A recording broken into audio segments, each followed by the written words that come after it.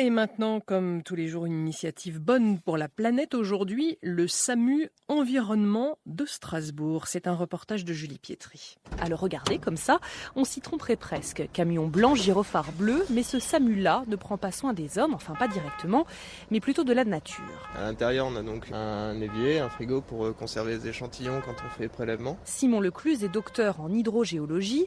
Quand il reçoit un coup de fil alarmant, il enfile ses bottes, parfois une blouse blanche, et se rend sur place. En général, quand on arrive, c'est quelqu'un qui se baladait, a remarqué qu'il y a peut-être de la mousse un peu particulière dans de l'eau. Et du coup, nous, on arrive après pour déterminer d'où ça vient et essayer de faire en sorte que ça se reproduise pas. Javel ou hydrocarbures déversés dans une rivière, air vicié.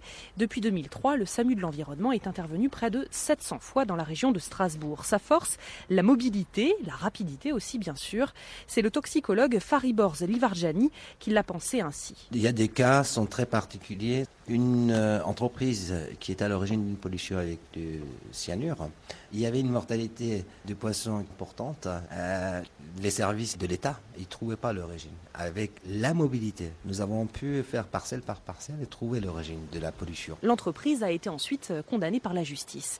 Mais le rôle du SAMU est aussi préventif, insiste son président actuel, Charles Dreyfus. Les gens, sachant qu'il y a des sentinelles et sachant qu'on peut intervenir à tout moment, 7 jours sur 7, 24 heures sur 24, savent qu'il y a un organisme quelque part qui peut venir et puis mettre en cause l'auteur présumé de l'incident. Ce SAMU de l'environnement alsacien a fait des petits dans le centre, dans le nord, avec des projets de développement aussi en Afrique, au Sénégal, au Cameroun ou encore au Togo.